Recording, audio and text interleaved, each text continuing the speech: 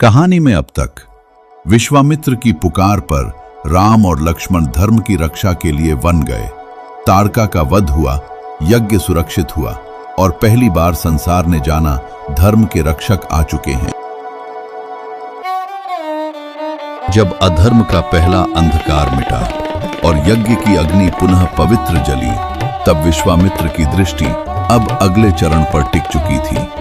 यह केवल वन की यात्रा और दिशा देने की यात्रा थी। मिथिला की ओर प्रस्थान। विश्वामित्र बोले, राजकुमारों, अब हम मिथिला चलेंगे। वह भूमि जहां धर्म केवल पूजा नहीं परंपरा था, जहां राजा जनक सिंहासन से अधिक ज्ञान में महान थे। मिथिला नगर में उत्सव की गूंज थी।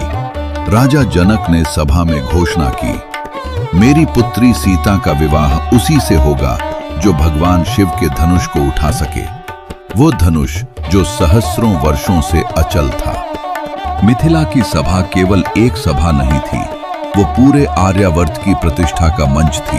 धरती के कोने कोने से महारथी आए थे। सबसे पहले आगे बढ़े अंग देश के राजा, बल, यश और सेना पर जिन्हें गर्व था। उन्होंने शिव धनुष को छुआ, पर धनुष टस से मस नहीं हुआ। सभा में मौन छा गया। फिर आए मगध और अवंती के शासक, युद्धों में विजयी, हाथियों और रथों के स्वामी, पर शिव धनुष उनकी शक्ति से भी अडिग रहा। अब एक एक कर सौराष्ट्र, मालवा और सिंध के राजा आगे आए। कुछ ने उठाने का प्रयास किया, कुछ तो धनुष को हिला भी न सके। अहंकार भूमि पर गिरने लगा और तभी सभा में एक भारी पदचाप गूंजी। लंका का सम्राट, त्रिलोक विजयी कहलाने वाला रावण, जिसके नाम से देव भी सावधान हो जाते थे और दानव सिर झुका लेते थे। रावण आगे बढ़ा। उसकी आंखों में अहंकार था और होठों पर एक हल्की मुस्कान। ये धनुष शिव का?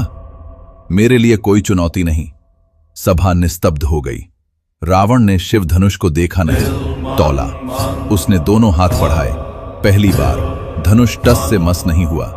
दूसरी बार रावण की भुजाओं की नसें उभर आईं। तीसरी बार पूरी शक्ति, पूरा अहंकार, पूरा राक्षसी बल सब झोंक दिया, लेकिन धनुष न उठा, न हिला, न झुका। केवल एक दिव्य कंपन हुआ, मानो शिव स्वयं कह रहे हों, अहंकार योग्य नहीं होता। रावण के मुख पर क्रोध छा गया। 10 सिरों की आंखें जल उठीं। सभा में पहली बार लंका के सम्राट ने अपमान महसूस किया। उसने पीछे हटकर दांत भींचे। यह केवल असफलता नहीं थी, यह भविष्य का संकेत था। अब सभा में उत्साह नहीं था, केवल थकान और अपमान। राजा जनक का सिर नतम हो गया। उन्हें भय हुआ, क्या मेरी पुत्री अविवाहित रह जाएगी? सभा में मौन था। तभी विश्वामित्र ने शांत स्वर में कहा, राम। राम उठे, न गर्व न उत्साह, केवल शांति। लक्ष्मण पीछे खड़े थे, दृष्टि सजग, हाथ तत्पर। राम ने धनुष को छुआ और धनुष उठा। क्षण भर में धनुष टूटा, आकाश गूंज उठा, पृथ्वी कांप गई। यह केवल धनुष नहीं टूटा था, यह भाग्य का द्वार खुला था। राजा जनक की आंखों से आंसू बह निकले। आज मुझे मेरी पुत्री के लिए योग्य वर मिला। सीता ने राम के गले में वरमाला डाली।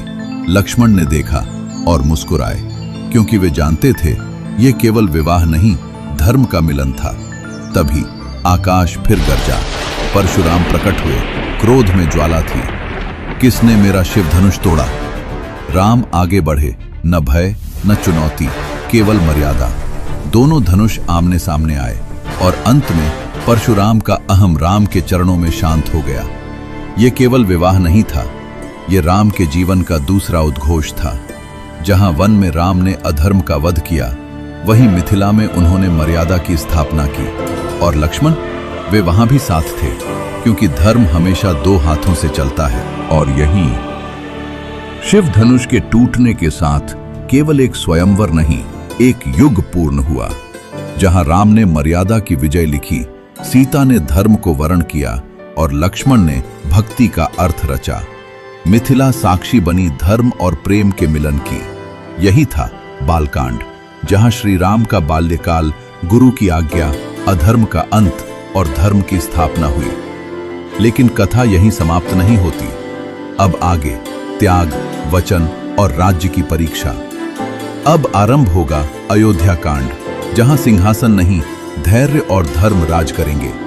तैयार रहिए, क्योंकि राम की सबसे कठिन यात्रा अब शुरू होने वाली है। जय Shri Ram. Subscribe to Myth Mantra.